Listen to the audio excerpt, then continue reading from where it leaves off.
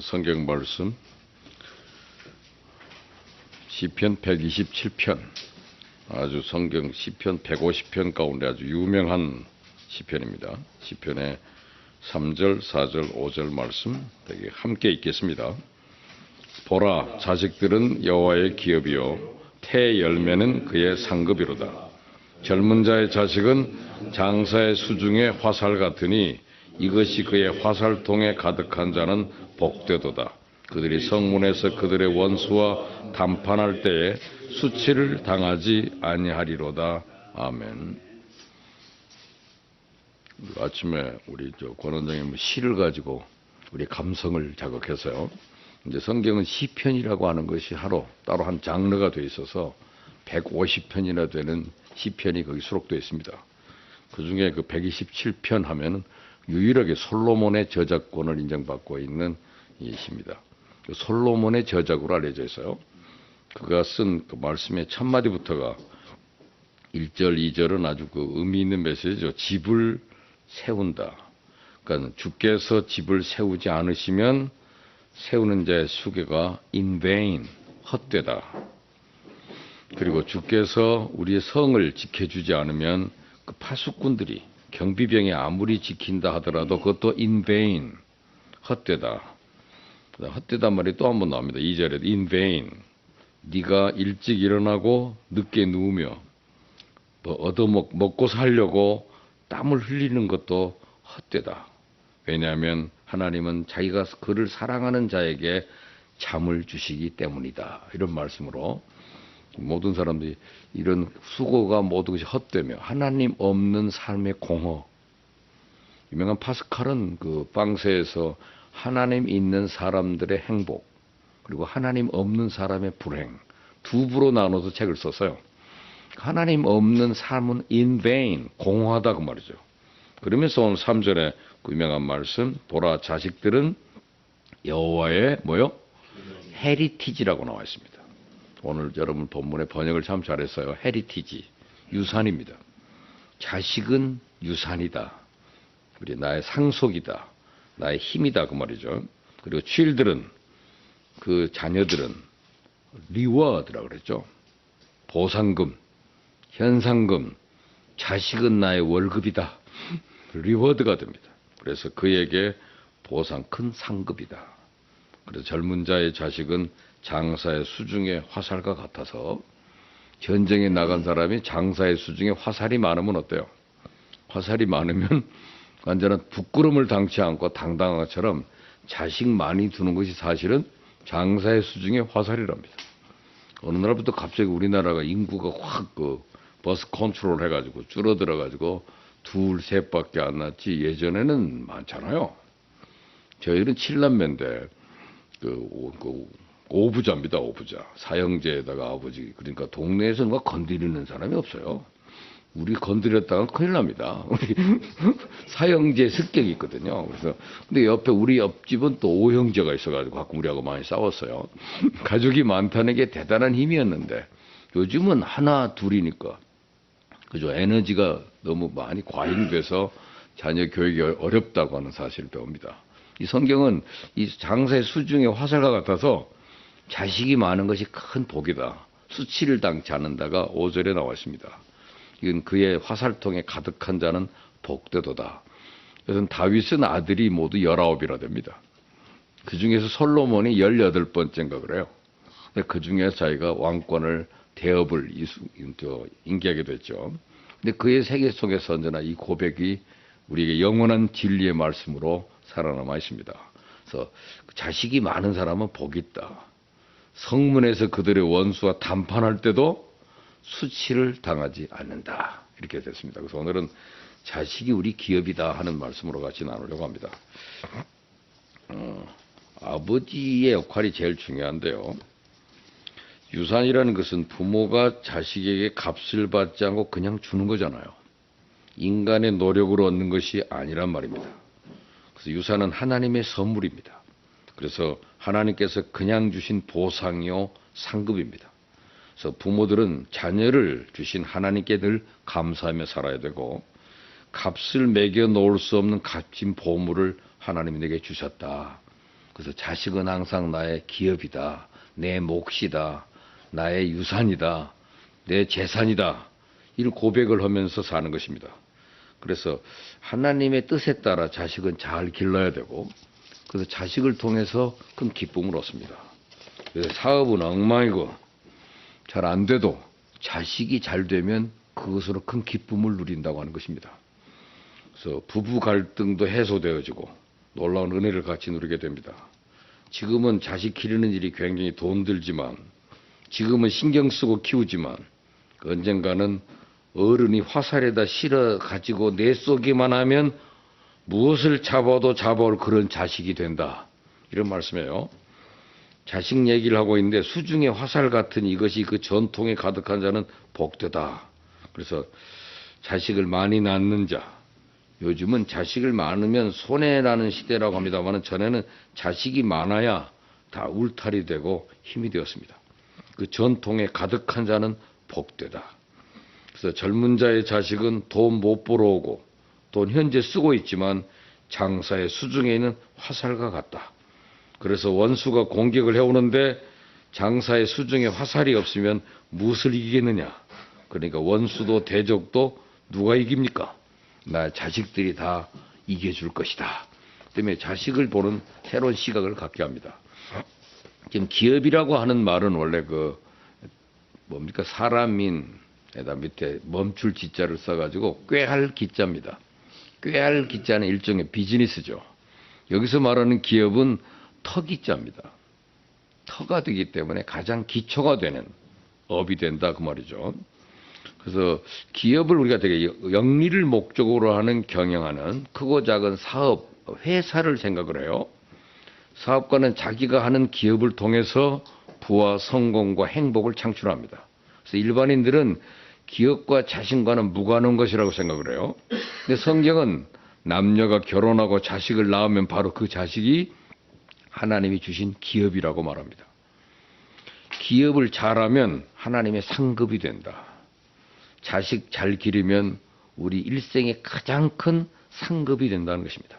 그래서 이 땅에서 누리는 어떤 축복보다도 자식 농사를 통하여 얻는 축복과 행복과 기쁨은 그 무엇과도 바꿀 수가 없는 것입니다. 그럼에도 불구하고 우리들은 삶의 최고의 기업인 자녀 양육을 등한시하고 세상적인 기업에만 몰두할 때가 많습니다. 그 결과 자식 기업에 실패하고 자식이 아니라 왼수로 짐이 되어 돌아올 때가 많습니다. 오늘 이 5월 달하면 가정의 달, 이 가정의 달은 상당히 이 말씀을 다시 한번 리마인딩하고 또 새롭게 하기 위해서 우리가 가정의 달로 정한 것은 참 고무적이라고 생각합니다. 어떻든 자신이 세운 기업이 잘 되면 그 사람의 명예도 올라가고, 기업 경영을 잘못하면 그 어려운 일이 따라오고 명예가 추락하고 감옥에 가기도 하고, 자기 집안은 물론 관계된 모든 가족들이 망하기도 합니다. 그런데 자녀 기업은 어떤 기업보다 더 중요하다는 것입니다. 내가 하는 기업도 잘 되고 자녀 기업도 잘 되면 참 좋은데, 혹 내가 하는 기업이 잘못돼도 자녀 기업만 잘 되면 살만합니다. 그러나 내 기업이 아무리 잘 되고 쭉쭉 뻗어나가도 자녀 기업이 안 되면 그 가정은 불행합니다. 록펠러는 기업 경영도 잘했고 자녀 기업도 성공했습니다. 그리고 그는 100세 가까이까지 선한 일을 하며 즐겁게 살았어요. 그러나 록펠러와 쌍벽을 이루는 재벌 오나시스는 자녀 기업에 실패합니다. 술꾼이었던 외아들이 비행기 사고로 죽으니까 그 충격으로 자기도 죽었어요. 그는 나는 하나님이 주신 축복을 낭비했다 하고 울부짖으며 죽었습니다. 그의 기업은 잘 되었지만 자식이 망하니까 그도 꺾이고 말았습니다. 차라리 기업이 잘 안 되고 자식이 잘 되었으면 그가 그렇게 죽지는 않았을 겁니다. 자녀 기업이 얼마나 중요한지 모릅니다. 자녀를 잘 길러야 됩니다. 자녀는 하나님께서 주신 기업이기 때문에 훌륭한 기업이 되도록 잘 길러야 한다. 이런 설교를 했더니 얼마 전에 우리 아들이 자꾸 낭비하는 것 같은데 너 왜 그렇게 많이 쓰냐 그랬더니 아버지 자식은 기업이라고 그러셨잖아요.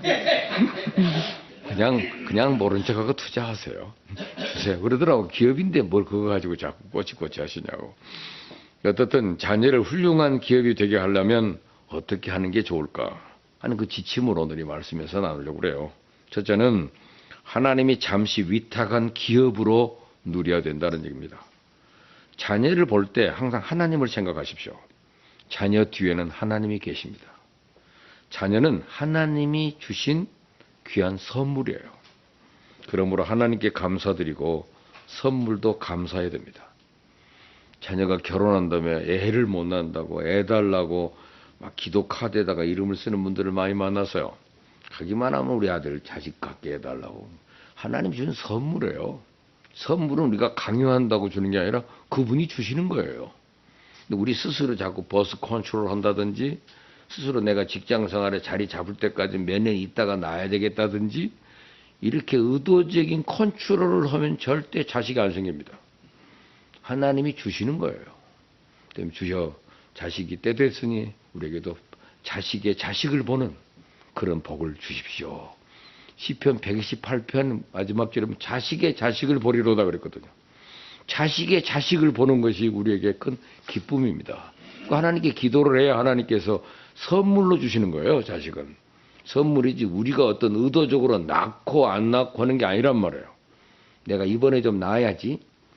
직장 있으면 이제 다니다가 얼마 있다 조정해서 나와야지. 자기 스스로 산하를 제한하는 이 버스 컨트롤을 하는 것은 굉장히 교만한 행위입니다. 한번 어떤 집 결혼을 했는데 가서 기도를 하는데 기도하고 난 다음에 그 자식은 언제쯤 가졌으면 좋겠어요. 주시면 감사하죠. 이럴 줄 알았더니 한 3년 있다 낳으려고 그래요. 그러더라고요. 당신이 나요? 3년 있다가 자기가 낳고 싶으면 낳는 줄 알아요. 성경은 절대 하나님이 태문을 열어줘야 아이를 갖는 거로 되어 있습니다. 그러니까 성경의 법을 모르고 그렇다면 내가 괜히 이 결혼을 위해서 참여를 했네요. 그럼 이 집은 자식을 안 낳는 게 좋겠다. 그래서 한번 제가 기도하겠습니다. 이 집은 자식을 안 갖게 해달라고 막 기도 중에 입을 막고 막 기도를 못하게 하더라고요. 그래서 내가 굉장히 기분 나빴어요. 그냥 말을 하는데 이 친구가 말이 운명이거든요. 그래서 했더니 그 회개하라고 그러더니 그 자리에서 회개하고 그래가지고 딸을 낳았어요. 그래서 그 이름을 제가 안나라고 이름을 지었죠. 안나. 안 날라고 그래도 낫다. 그래서 안 날. 지금은 미국에 가서 뭐 변호사 부인 돼가지고 잘 살아요. 그 두 번째 아들을 낳았는데 그 아들은 또 나니까 요셉입니다. 요셉이란 말이 더하기 일이거든요. 하나 더 그래서 요셉이라고 써서 지금 무디 대학원 졸업해가지고 미국에서 아마 목회자로 됐을 거예요. 굉장히 그 자식을 낳는데 감히 한 3년 있다 낳을까 5년 있다 낳을까 지금 생각 중이래. 지가 낳아요? 자식은 자기가 낳는 게 아닙니다. 하나님이 선물입니다. 그 때문에 잠시 위탁한 기업으로 인정해라고 말이에요. 하나님 나한테 맡겨놓은 기업이다 하는 생각입니다. 구약에서 믿음의 조상 아브라함이 임금이 부러울 만큼 많은 재산을 가졌고 임금이 탐낼 만한 미녀를 데리고 살았어요. 아시죠? 65세 여인을 데리고 갔는데 그냥 너무 이뻐가지고 바로 왕이 뺏어가 버렸잖아요. 임금이 탐낼 만한 아내를 둔 사람입니다. 그런데 그래도 그의 나이 100살에 하나님이 아들을 주시니까 그 아들로 인하여 그가 좋아서 어쩔 줄 모릅니다. 그래서 그 아들 이름이 웃음이라고 지었잖아요. 너무 기뻐갖고 웃음이 나와서 이삭이란 말이 웃음입니다. 그러니까 100살의 아들을 낳았으니 이거 보통 사람입니까 이거? 대단한 일이죠.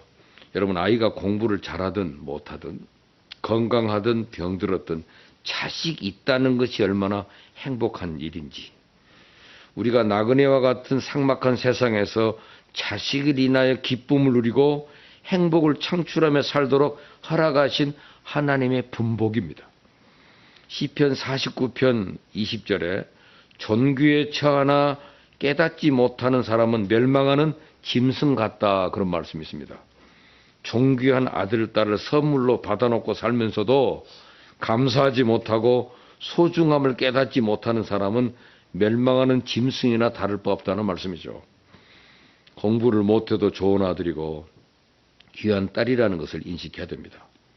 어떤 교수 부부가 아들이 명문대학을 합격했는데도 서울대학에 들어가지 못했다고 아들한테 서울대학도 못 들어간 놈 하고 야단을 쳤더니 그날 밤 아들이 자살해버렸어요. 또 아들이 둘인데 둘째 아들한테 형도 죽었으니 너라도 열심히 공부해라 그랬더니 걱정하지 마세요. 공부하다 안 되면 형님 따라가죠. 그래서 이 교수 부부가 그때 처음으로 자식 앞에 그 아들한테 항복을 했답니다. 잘못했다. 대학 안 가도 좋으니 너는 살아라. 너는 우리 집에 하나뿐인 아들이다. 너는 살아야 한다.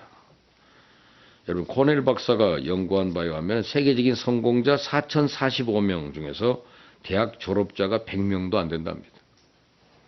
명문대학 졸업하고도 망한 사람 한이 없습니다.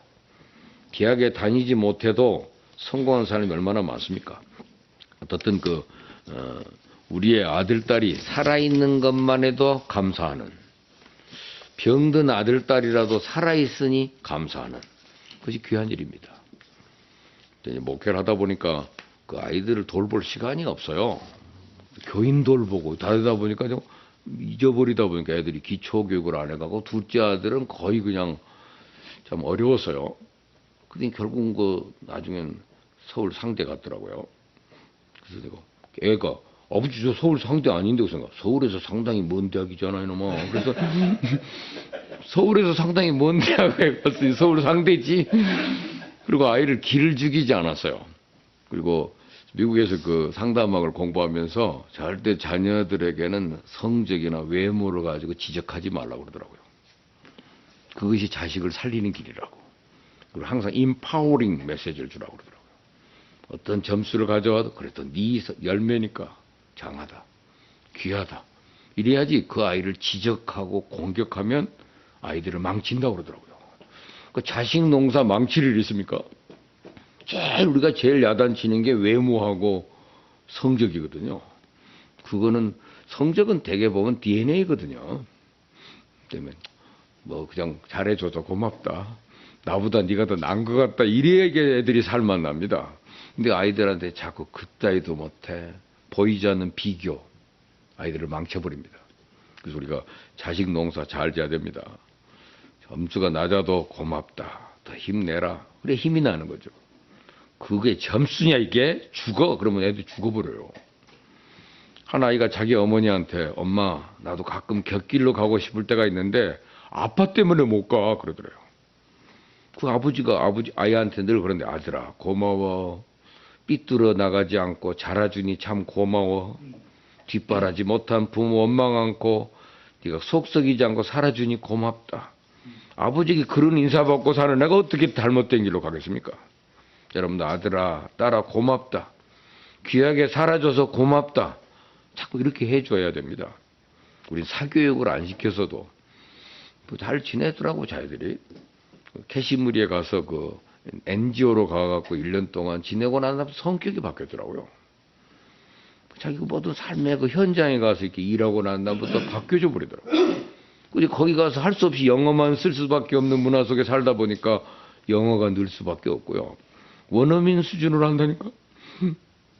이번에 토익 보더니 그 나이가 이제 강도사인데 960점 나왔더라고요. 이번에 가서 보니까.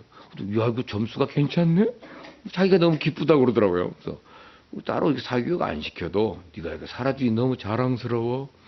고마워. 이것들이 그 아이들에게 인파워링이 된다는 거죠. 중요한 일입니다. 오늘 너희 때문에 행복하다. 너희 때문에 고맙다. 어버이날 나한테 뭐 해줄래가 아니라 난 너희들에게 고마워하는 날로 정할란다. 고맙다. 여러분 자녀를 인하여 부모된 보람을 창출하고 행복을 느끼며 살아가니까 자녀들이 복의 근원입니다. 자녀에게 감사할 때 그 자녀가 잘 되는 거. 이 성경의 원리입니다. 여러분 자녀 때문에 감사하십니까? 저놈의 새끼.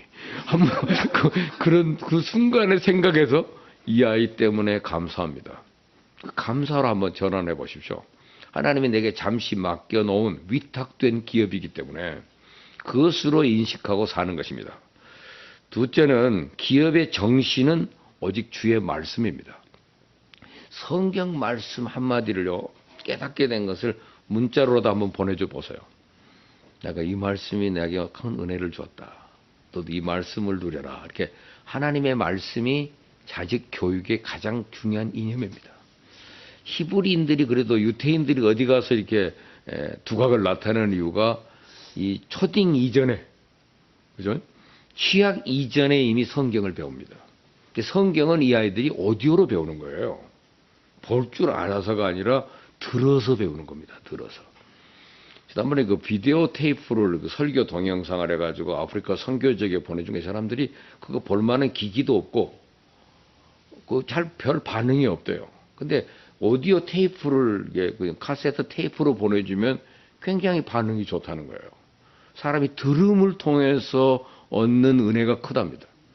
눈으로 보는, 그러니까 텔레비를 본다든지 뭐 드라마를 본다든지 영화를 본다든지 해서 얻는 것보다 들어서 얻는 정보가 걔들의 인생을 바꾼다는 거예요. 잘 듣는 거. 라디오를 듣는 사람들 있잖아요. 식당에서 일하는 사람들은 되게 라디오를 많이 청취합니다. 라디오가 그렇게 그들의 삶 속에 도움이 된다고 그래요. 오디오식 은혜입니다. 오디오. 또 테이프를 만들어주면 그것이 계속 반복 효과가 있다는 사실이죠. 아이들이 자랄 때 성경 동화책을 이렇게 성우들이 잘 낭독한 걸, 드라마틱한 걸 자꾸 틀어줘서요. 아이들이 다 외워요. 근데 이게 학교 들어가기 이미 전에 성경을 거의 동화로 외우고 있어요. 그것이 최고의 교육이더라고요. 그래서 이 기업 경영을 할 때 어릴 때부터 말씀으로 길러라. 아이들에게 상처 주지 말고 아이들을 노엽게 하지 마라. 에베소 6장 4절에 아비들아 너희 자녀를 노엽게 하지 말고 어디 주의 교양과 훈계로 양육하라. 요즘은 할아버지들이 이 어린아이들에게 성경 교육을 하더라고요. 할아버지와 손자 관계를 히브리인들에게는 똑같이 아들이라고 합니다. 아들이나 손자를 히브리어로는 똑같이 벤이라고 그래요. 벤. 우리 벤자민 그러잖아요. 야민의 아들을 벤이라고 해요. 벤 앞에 붙으면 아들이에요. 그래서 벤. 손자도 벤. 요셉의 두 아들을 그 야곱한테 손자죠. 자기가 두 아들로 입양을 합니다. 그래서 에브라임과 므낫세가 야곱의 아들이 됩니다.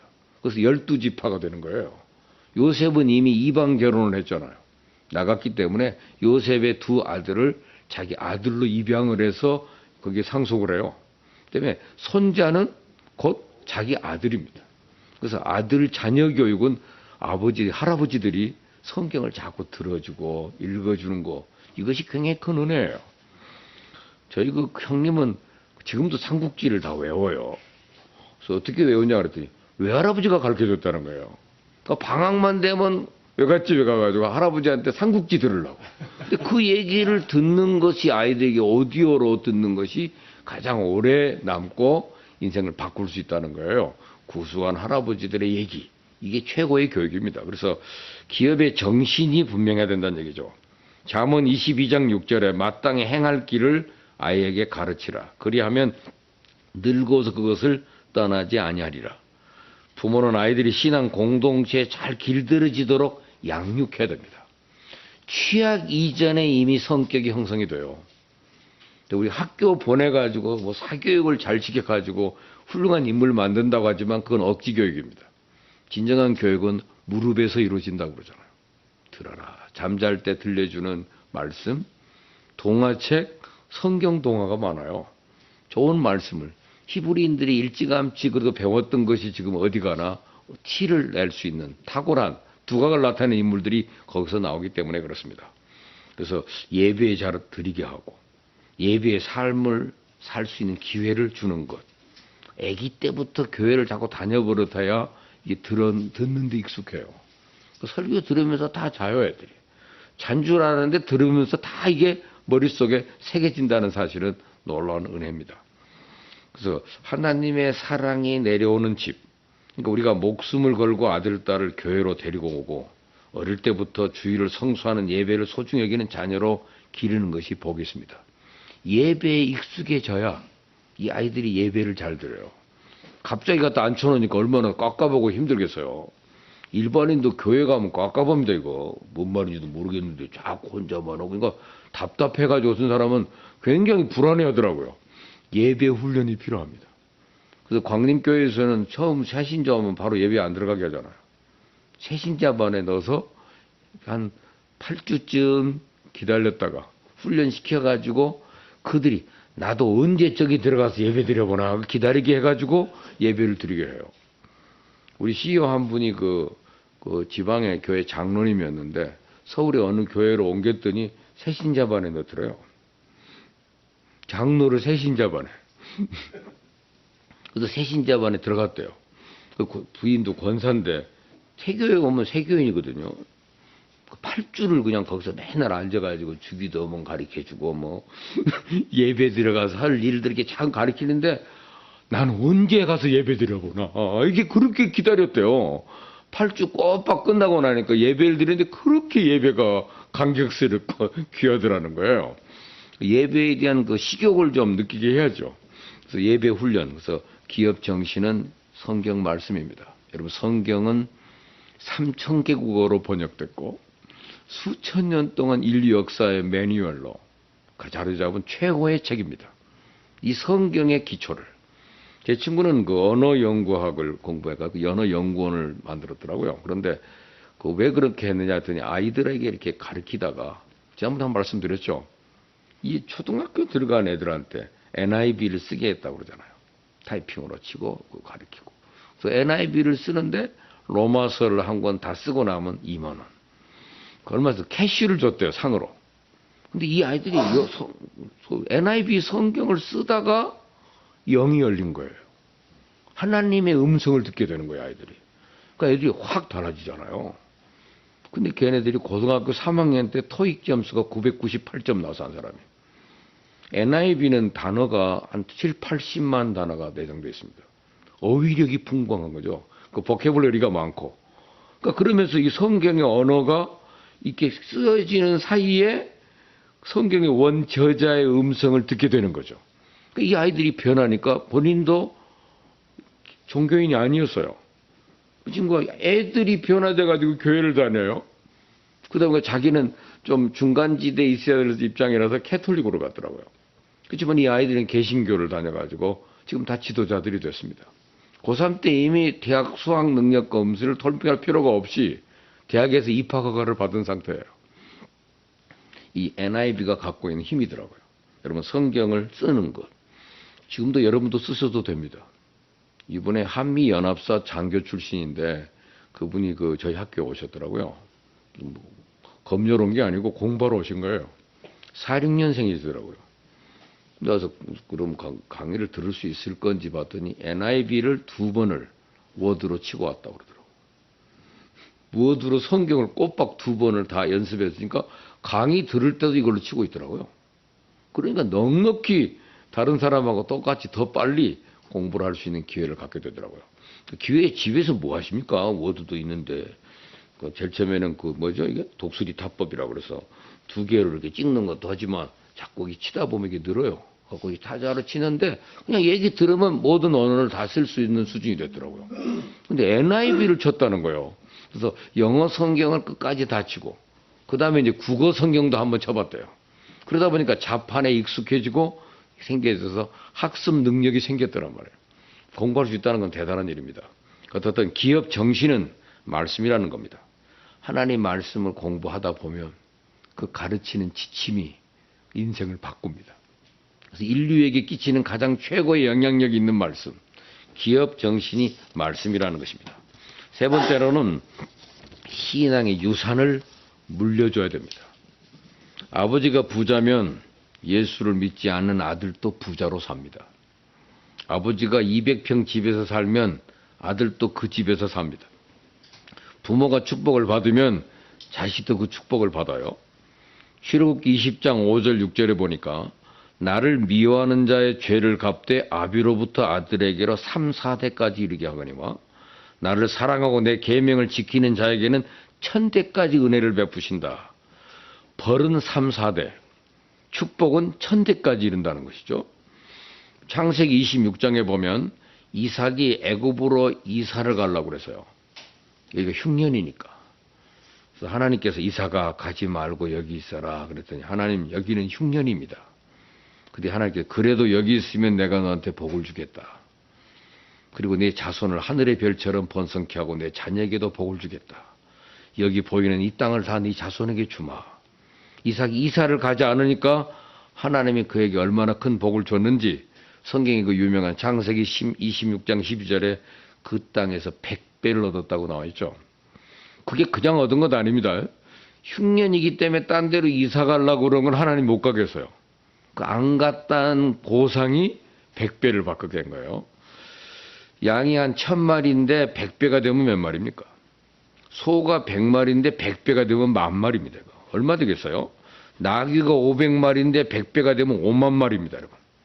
이삭이 갑자기 거부가 되니까 그 나라의 왕인 아비멜렉이 질투가 납니다. 그 지역에 있는 블레셋 사람이 모든 사람이 질투를 합니다. 그래서 여기를 떠나가라. 네가 우리보다 더 강성해졌으니 떠나라. 이삭이 그곳을 떠나 다른 곳에 자리를 잡고 샘을 팠더니 또 우물이 나와요. 물이 나옵니다. 그 블레셋 사람이 와서 여기 우리 우물이야. 나가. 또 쫓아냅니다. 자꾸 멀리 가도 항상 아브라함이 옛날에 우물을 팠던 자리를 기억하고 있던 이삭이 거기다가 우물을 파요. 그러니까 아버지하고 몇 살 차이죠? 1세기. 아버지하고 1세기 차이의 말을 듣는다는 건 대단한 일입니다. 그분이 파놨던 우물을 그 사막 그 중동 지방은 메꿔버리잖아요. 다 그 메꿔야 자기 동네에서 물이 나오니까. 근데 그 메꿔버렸던 것을 알아가지고 파내는 겁니다. 그래서 가는 곳마다 우물이 열려요. 그러니까 상업이 된다는 얘기잖아요. 사업이 되고. 그러니까 나중에는 할 수 없이 브레스 사람들이 찾아와가지고 야, 당신은 복 받은 사람이니 이제 나가란 말 하지 않겠다. 우리와 협상하고 같이 지내자 그랬습니다. 이삭이 하나님 감사합니다. 더 넓은 땅을 주셨군요. 그런 이삭은 잘 되는 일도 잘 되고 안 되는 일을 만나도 결국은 더 잘 됩니다. 그런데 이삭이 잘해서가 아니라 창세기 26장 5절에 보니까 답이 나와 있더라고요. 이는 아브라함이 내 말을 순종하고 내 명령과 내 계명과 내 율례와 내 법도를 지켰다. 즉 아버지 아브라함이 하나님 말씀에 순종하니까 그 아들 이삭이 복을 받았다는 거예요. 여러분 한국의 위대한 지도자들 얼마 전에 세상을 떠나셨습니다만 하용조 목사님 같은 분들 그 아버지가 CBMC입니다. 아버지가 기도의 사람들이에요. 길자의 목사님 그 아버지가 기도의 사람 길장로님입니다. 또 본인도 그 한의사였었어요. 그 아버지가 한약방을 하니까. 근데 그 아버지들의 끊임없는 기도, 하나님께 순종한 삶, 교인들하고 이렇게 악수를 하다가도 진맥을 봐줬대요. 그래서 오라 그러면 약을 지어주고. 또 길장로님의 일화는 유명한 한국 교회사의 자랑이에요. 아버지가 한약방에 가면 한쪽 구덩이에 이렇게 뭐 문 하나가 있는데 꼭 거기 들어서 한참에다 나오셔서 들여다봤대나. 아버지 엄대 한번 들어가 봤더니 방석 하나밖에 없더래잖아요. 아버지가 기도하던 장소. 그 아버지들의 기도로 자식들이 좀 복잡한 일이 생겨줘도 잘 되고. 아까 말씀드렸잖아요. 잘 되는 일도 잘 되고. 안 되는 일을 만나도 결국은 더 잘 되고. 이게 복이거든요. 그것이 자식에게 우리가 신앙의 유산을 물려주자는 겁니다. 응? 아간이라고 하는 사람은 명품 외투 하나를 발견했어요. 여리고성을 점령할 때 명품이 있다면 요새 명품에 환장함들 많습니다. 뭐 가방 하나에 그냥 얼마 몇백만 원짜리에 관심이 있더라고요. 은 200세겔, 금 50세겔을 훔치니 나중에 죄 없는 아내와 자식 아들 딸들이 모두 돌에 맞아 죽었습니다. 돌에 맞아 죽은 자리를 우리가 뭐라고 그래요? 아골골짝이라 그럽니다.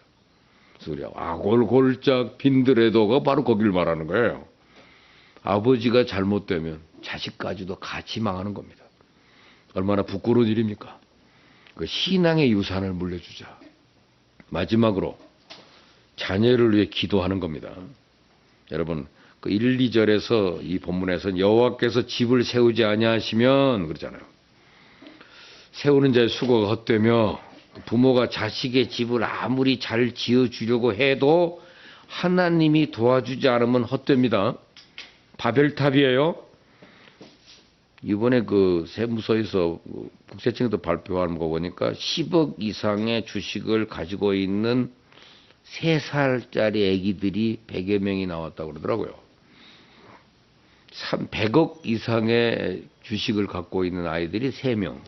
보고됐더만. 걔는 태어날 때부터 부자요. 그러니까 걔는. 응? 그렇게 했어도 나중에는 헛거예요. 하나님이 복을 주지 않으면 헛거. 시편 120편은 인베인이 주제예요. 헛되다. 헛되다 그 말이죠. 여러분, 이 자식을 위해 다른 것은 못해도 기도는 해야 됩니다. 자식을 위해 새벽 기도 좀 해보지 않겠습니까? 영락교회 가서 제가 한 7년 동안 이제 매월 5월달이면 쭉 가서 설교를 했었는데, 근데 그 중에 가서 깜짝 놀란 것은 거기 유명한 CEO들 몇 사람이 7명이 친구들끼리 자식을 위한 기도회로 친구가 됐더라고요. 정기적으로 모여서 자기 자녀들을 놓고 기도하는 모임이 있더라고요. 그분들이 지난번에 어디를 초대를 해서 식사를 하러 한번 간 적이 있어요. 근데 그분들은 7 부부래요. 그래갖고 자녀들에 대한 얘기 놓고 서로 어려운 일이 있으면 서로 정보도 교환하고 그러면서 늘 기도하는 모임이 있더라고요. 참 바람직한 모임이라고 생각합니다. 자식을 위해 기도하는 거. 자식을 위해 다른 것은 못해도 손들고 기도하는 일은 유효합니다. 이 사회가 우리 아이들이 바로 살아가기가 참 어려운 힘든 환경입니다. 유혹과 곁길이 너무 많은 세상입니다. 특히 컴퓨터 안에 우리 아이들을 유혹하는 게 여기저기 너무 널려 있어요. 그러니 약한 우리 아이들을 어떻게 표현하겠냐 이 말이죠. 하나님께서 도와주시도록 기도해야 됩니다. 명문대학을 졸업한 청년이 자살했다는 얘기도 들었습니다. 이 회사 저 회사 문을 들여다봐야 자신을 받아주는 곳이 없으니 자살한 겁니다. 오늘 아침에인가요? 어저께 저녁인가 본 것 같습니다. 채널 19번에서 서울대학교 사회학과 교수가 나와가지고 대화를 하더라고요. 근데 서울대 사회과학 대학원 교수인데 학생들 아주 실력 있는 아이들한테 너희들이 지금 인생에 가장 뚫어야 될 목표가 뭐냐? 제일 걱정되는 게 뭐냐? 그랬더니 심각하게 대답하는 게 취업이라고 그러더라고요. 그래서 이 똑똑한 아이들이 이번에 60세 이상으로 이번에 연장됐잖아요. 그런데 자기 사회과학 교수가 그러더라고요. 왜 젊은이들이 데모를 안 하는지 이상하다는 거예요. 우리가 일할 테니 쉬세요 좀 그래야 되는데 왜 그 말 듣고 가만히 있는지 모르겠다는 거예요. 그래서 그 말 들으니까 정말 이유가 있더라고요. 젊은이들 우리가 일할 자리가 없어지는데 왜 노인들이 일하겠다고 그러냐고. 그런 일종의 좀 데모라도 일어나줘야 되는데 20대가 잠잠하대요. 그러면서 자기 학교 아이들한테 물어봤더니 다 취업에 대한 고민을 안고 있더라는 거죠. 그것이 앞을 가로막고 있더라는 거예요. 애들이 꿈이 없는 거예요. 꿈이 없는 삶 얼마나 불행입니까? 자식들을 위해서 기도해 주세요. 제가 아는 선교사 한 분은 자기가 따로 떨어져 나가서 살아야 되기 때문에 아이들을 돌볼 수 없고 지원해 줄 수가 없어서 계속 그 아들, 딸 놓고 기도를 했대요. 아들 하나, 딸 하나. 계속해서 하나님 사랑하는 아들 되게 해주시고 하나님도 이 아이 사랑해 주세요. 이것만 기도했대요. 우리 아이가 하나님 사랑하고 하나님도 내 자식을 사랑해 주시고 그것만 기도했어요. 이분이 이제 선교사를 은퇴해가지고 오셨는데 그 사이에 딸은 선교사 부인이 됐대요. 그래도 지금 해외에 나가 있고 큰아들은 서울대학교 병원에 와서 뇌 전문 의사래요. 세계에서 드문 최고의 실력을 가진 분이 와서 그 일을 감당하고 있다고 그러더라고요. 하나님이 자식들을 키워주셨어요. 얼마 전에 간증하는 걸 들었습니다. 부모의 간절한 기도는 자식들의 길을 인도합니다. 형통케 합니다. 여러분 하나님이 늘 도와주시도록 기도해야 됩니다. 명문대학 좋은 대학 나와도요 마귀밥이 돼요. 자녀를 위해 기도해야 됩니다. 여러분 어머니의 기도하면 우리가 잘 아는 어거스틴 어머니 모니카가 생각나잖아요. 얼마나 방황했던 사람인데 참 공부도 잘하고 똑똑한 아이가 잘못 풀리니까 어긋나요. 끝까지 자식을 위해 어머니가 기도합니다. 나중에는 만이교에 빠져가지고 어머니 마음을 더 상하게 하고 방탕한 짓을 많이 하고 북아프리카 지방 다니면서 남봉꾼 노릇은 다 하더니 나중에는 로마로 가겠다고 해서 로마로 가니까 그때는 어머니가 따라갔답니다. 난 너를 위해 계속 기도하겠다. 로마에 가지 않게 해달라고 기도했는데 애가 로마로 가니까 어머니가 찾아갔대요. 그 자기 목사님 찾아가서 내 아들 위해서 지금까지 기도하고 특히 로마에 가지 않게 해달라고 기도했는데 꼰내 이 로마에 가니 이걸 어떻게 하면 좋겠습니까? 하고 목사님한테 눈물 흘리며 말을 했더니 목사님이 그렇게 많은 기도를 받은 사람이 그냥 죄 가운데 있을 수 없으니 낙심하지 말고 계속 기도하세요 그러더래요. 이후에 그가 혼자 보내는 마음이 놓이지 않아서 엄마가 로마를 따라갔고 로마에서 얼마 안 있고 그 당시 좀 북편에 밀란이라는 큰 도시가 있는데 밀라노에 가니까 거기에 유명한 암브로스라고 하는 목사님이 계셨어요. 그분의 설교를 한 번만 들어봐라. 유명한 분이니까. 그러더니 이 사람이 거기 한 번 들어갔어요. 그다음 괜찮으니까 2번 들어갑니다. 그러다가 33살 때 밀라노 교회에서 거의 동산 속에 앉아 있다가 어떤 아이의 소리인지는 모르지만 어서 책을 펴서 읽어라 하는 소리가 들려서 이게 하나님의 말씀인가. 그래가지고 성경을 찾아본 그 유명한 시 로마서 13장 여러분 아시죠?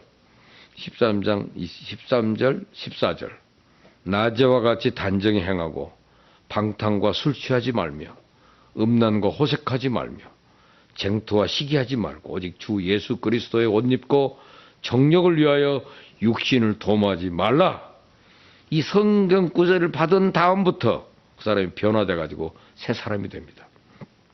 온전히 회개한 후에 그 다음 부활절에 세례를 받고 너무 기뻐서 내가 이제는 여기 있을 필요가 없고 본 고향에 돌아가서 좀 더 공부해서 내가 이 앞으로 하나님 일을 하겠다는 마음을 먹고 멀리 북아프리카를 향해 모자가 내려옵니다.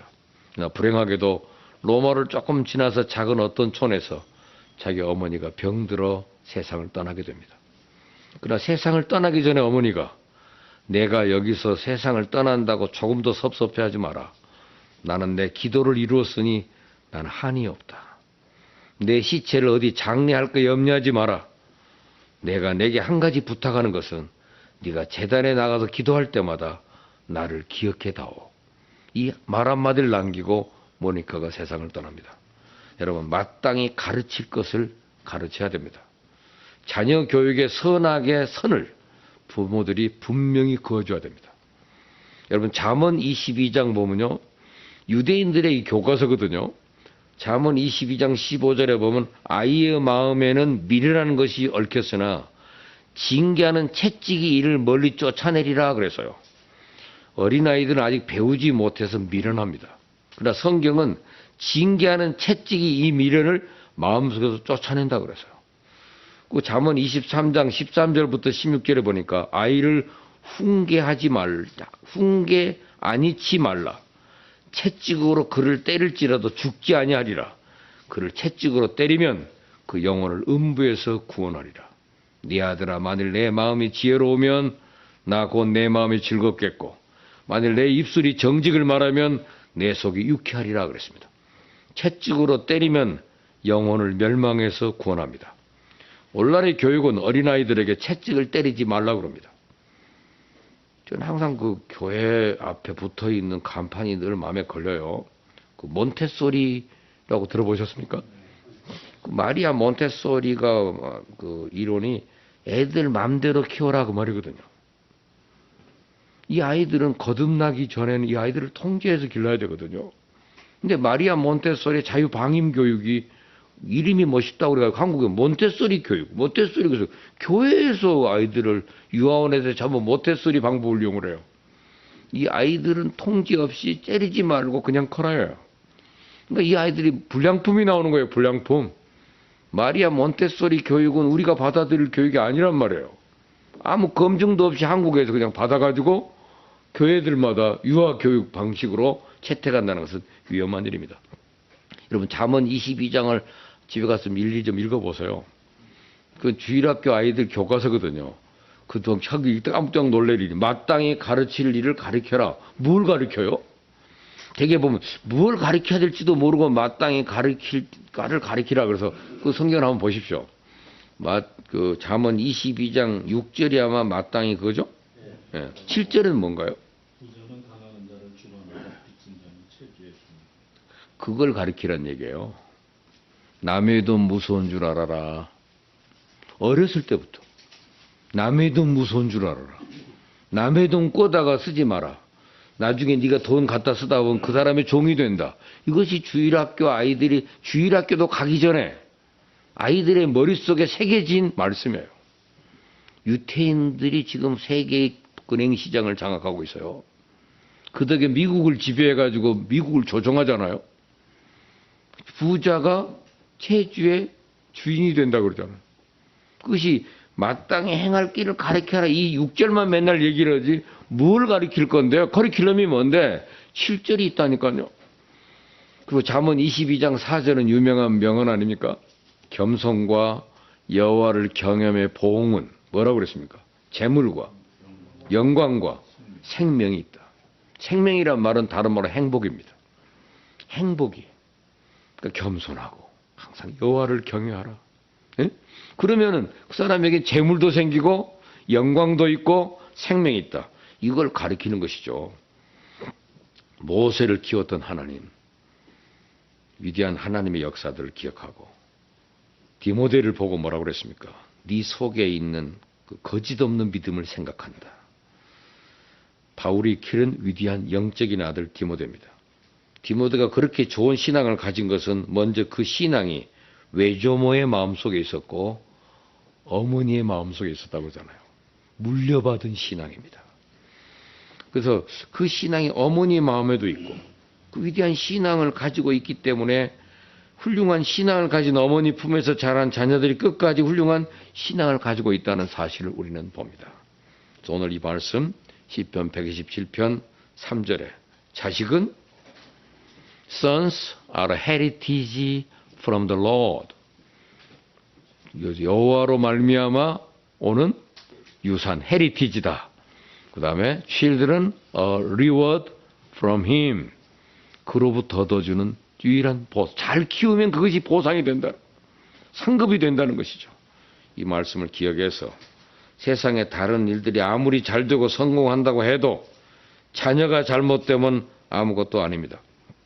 자식 농사, 하나님 제게 지혜를 주십시오. 지금도 늦지 않았습니다. 지금은 따로 이게 가르친다는 것이 쉬운 일이 아니에요. 그렇지만 딱 한 가지 할 수 있는 방법이 있습니다. 기도하는 것입니다. 기도도요, 어머니가 1000시간 기도해봤자 그거보다는 아버지가 하는 1시간을 하나님이 더 소중히 여기시더라고요. 바울이 디모데에게 남자들이 손을 들고 기도하게 하라고 그랬더라고요. 저 아내가 아무리 기도를 많이 해도 남편이 같이 그 문제를 놓고 기도하고 아버지가 엎드려서 내 자식을 위해 기도하는 그 기도를 통해서 여러분 메가더의 기도하시잖아요. 아버지의 기도입니다. 여러분. 아버지들이 갖는 자녀를 위한 기도를 통해서 정말 자식은 하나님이 내게 준 기업이다 하는 그 말씀이 새겨지기 바랍니다. 왜냐하면 자식이 짐이고 나 저놈 때문에 저놈 때문이 아니에요. 여러분. 자식은 선물입니다. 자식은 기업입니다. 그 말씀을 다시 한번 이 5월에 좀 새겨서 우리가 자녀 교육에 성공하고 자식 기업 때문에 여러분이 기뻐하는 그런 복이 있기를 바랍니다. 기도하겠습니다. 하나님 아버지 5월 가정의 달을 주셨습니다.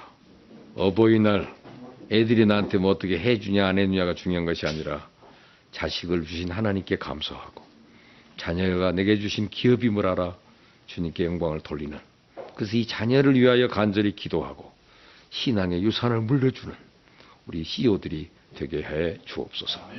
예수님 이름으로 기도합니다. 아멘.